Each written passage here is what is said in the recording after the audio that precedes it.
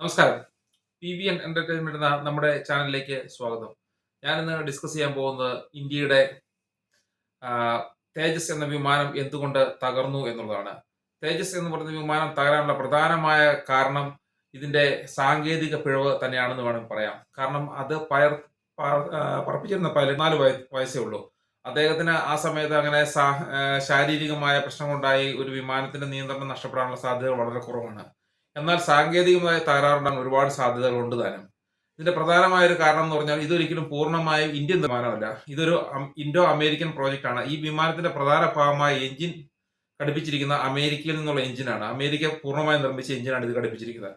പിന്നെ ഇതിന്റെ body, gear box അങ്ങനെയുള്ള കുറച്ച് സാധനങ്ങൾ മാത്രമാണ് ഇന്ത്യയിൽ നിർമ്മിച്ചിരിക്കുന്നത്. 70% ഇന്ത്യൻ നിർമ്മിതമാണെന്ന് പറയുമെങ്കിൽ പോലും പൂർണ്ണമായി ഇന്ത്യൻ നിർമ്മിതമായ ഒരു വിമാനമല്ല.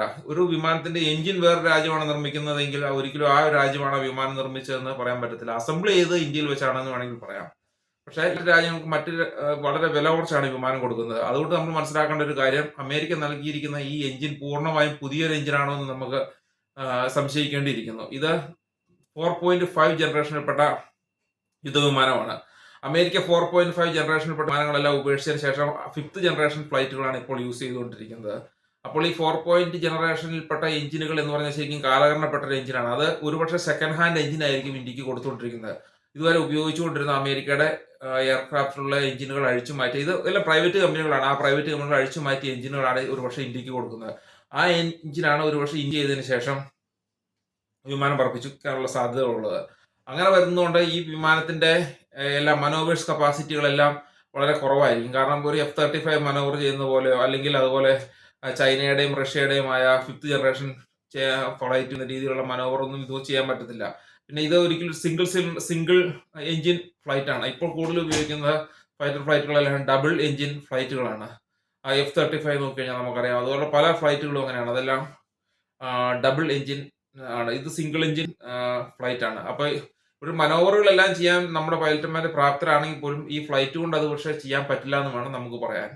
പിന്നെ അമേരിക്ക ഇപ്പൊ കൊടുക്കുന്ന ഒരു കാര്യമുണ്ട്. ഈ ഫ്ലൈറ്റ് എഞ്ചിനും കാര്യങ്ങളെല്ലാം മറ്റു രാജ്യങ്ങൾക്ക് കൊടുക്കുന്നുണ്ടെങ്കിലും അതിൽ കിൽ സ്വിച്ച് പിടിപ്പിച്ചാണ് കൊടുക്കുന്നത്. അതായത് ഇവർക്ക് തന്നെ അറിയാം, ഒരു സമയത്ത് അമേരിക്ക എല്ലാ രാജ്യങ്ങളിലെയും പ്രശ്നങ്ങളിൽ ഇടപെടും. പക്ഷെ അപ്പോൾ ചിലപ്പോൾ ഈ വിമാനങ്ങൾ തന്നെ ഉപയോഗിച്ചത് അമേരിക്കയുടെ സൈനിക വ്യൂഹത്തിനെതിരെ അതുപോലെ കപ്പൽ പടയ്ക്കെതിരെ ഒക്കെ ആക്രമണം നടത്താൻ സാധ്യതയുണ്ടെന്ന് നമുക്ക് മനസ്സിലാക്കാം. അതുകൊണ്ട് അവർ ഈ വിമാനത്തിന്റെ എഞ്ചിനിൽ തന്നെ ഒരു കിൽ സ്വിച്ച് പിടിച്ചാണ് വിടുന്നത്. കാരണം അതായത് വിമാനം ഓണായി സ്റ്റാർട്ടായി ഏതാണ്ട് ഒരു 10-15 മിനിറ്റിനുള്ളിൽ തന്നെ അവരുടെ സാറ്റലൈറ്റുമായി ഈ വിമാനത്തിന് ബന്ധം ഉണ്ടാവുകയും പിന്നെ ഈ വിമാനത്തിന്റെ എഞ്ചിൻ കൺട്രോൾ അവർക്ക് ചെയ്യാൻ വേണ്ടി പറ്റും. അതായത് അവർക്ക് വേണമെന്ന് വെച്ച് കഴിഞ്ഞാൽ ഈ വിമാനം അപ്പോൾ ഓഫ് ചെയ്യാം.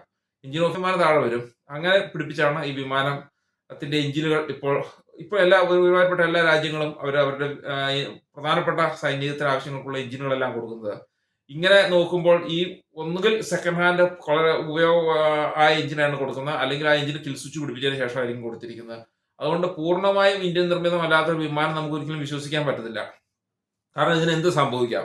കാരണം ഇത് ഈ സൈനിക മേഖലയിലുള്ള വികസനം വ്യവസായം എന്ന് പറഞ്ഞാൽ വളരെ ശക്തമായ ഒരു വ്യവസായമാണ്. വളരെ കോമ്പറ്റീഷൻ ഉള്ളതാണ്. അപ്പൊ ഇന്ത്യ വളരെ വില കുറച്ച് ഈ സാധനം കൊടുക്കുന്നു. 4.5 ജനറേഷനിലുള്ള വിമാനം കൊടുക്കുന്നു എന്ന് പറയുമ്പോഴത്തേക്കും പല ആഫ്രിക്കൻ രാജ്യങ്ങളും അതുപോലെ ഫിലിപ്പീൻസ്, മലേഷ്യ തുടങ്ങിയുള്ള രാജ്യങ്ങളൊക്കെ ഈ വിമാനം വാങ്ങാനുള്ള സാധ്യതയുണ്ട്. കാരണം അവർക്ക് വളരെ വില കുറച്ചാണ് സാധനം കിട്ടുന്നത്.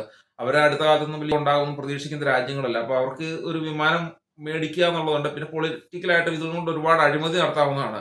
അതുകൊണ്ടൊക്കെയാണ് ഈ വിമാനങ്ങൾ ഇങ്ങനെ മേടിക്കുന്നത്. അത് ഒരുപക്ഷെ അമേരിക്കയുടെ വ്യവസായത്തെ പ്രതികൂലമായി ബാധിക്കുന്നുള്ളതുകൊണ്ടായിരിക്കും ചിലപ്പോൾ അവർ കിൽ സ്വിച്ച് പിടിപ്പിച്ച വിമാനം ഒരുപക്ഷെ ഓഫാക്കാനുള്ള സാധ്യതയുണ്ട്. അല്ലെങ്കിൽ ക്വാളിറ്റി കുറഞ്ഞിട്ടുള്ള എഞ്ചിനുകളായിരിക്കും കൊടുത്തിരിക്കുന്നത്.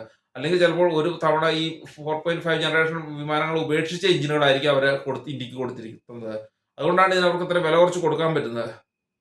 ഒരിക്കലും 5th ജനറേഷൻ എഞ്ചിൻ അവർ ഒരിക്കലും ഇല്ല. കാരണം ഈ 5th ജനറേഷൻ എഞ്ചിൻ വിമാനത്തിൽ പിടിപ്പിച്ചു കൊടുത്തു കഴിഞ്ഞിട്ടുണ്ടെങ്കിൽ അവര് അത് അവർക്ക് നല്ല വിലയ്ക്ക് വിൽക്കാൻ കഴിയും. പിന്നെ ഇന്ത്യ ഗവൺമെന്റിനെ സംബന്ധിച്ചിടത്തോളം ഈ വിമാനത്തോട് അത്ര കോൺഫിഡൻസ് ഇല്ല എന്ന് വേണം പറയാൻ. അതുകൊണ്ടാണ് അവർ പോയി റഫേൽ വിമാനം വാങ്ങിയത്. തേജസ് വിമാനത്തിന്റെ 100% കോൺഫിഡൻസ് ഉണ്ടെങ്കിൽ പിന്നെ അവർക്ക് ആവശ്യമില്ല. എന്തിനാണ് വെറുതെ F-35 വിമാനം വാങ്ങുന്നത് ഫ്രാൻസിന്റെ കയ്യിൽ നിന്ന്? അവർക്ക് ഈ തേജസ് തന്നെ ഉപയോഗിച്ചാൽ പോരെ. പക്ഷെ അതിൽ കോൺഫിഡൻസ് ഇല്ലാത്തതുകൊണ്ടാണ് അവര് തേജസും വാങ്ങുന്നത്, അല്ലെ F-35 അല്ല മറ്റേ റഫേൽ വിമാനം വാങ്ങുന്നത്.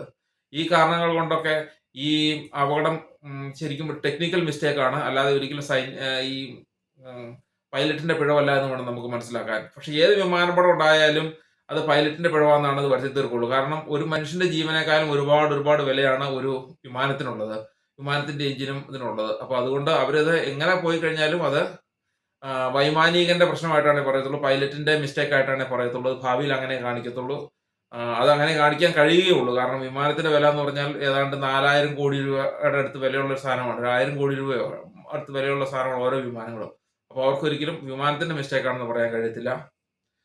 അതുകൊണ്ട് ഇത് ടെക്നിക്കൽ മിസ്റ്റേക്ക് ആയിരിക്കാനാണ് കൂടുതൽ സാധ്യത എന്നാണ് എനിക്ക് തോന്നുന്നത്.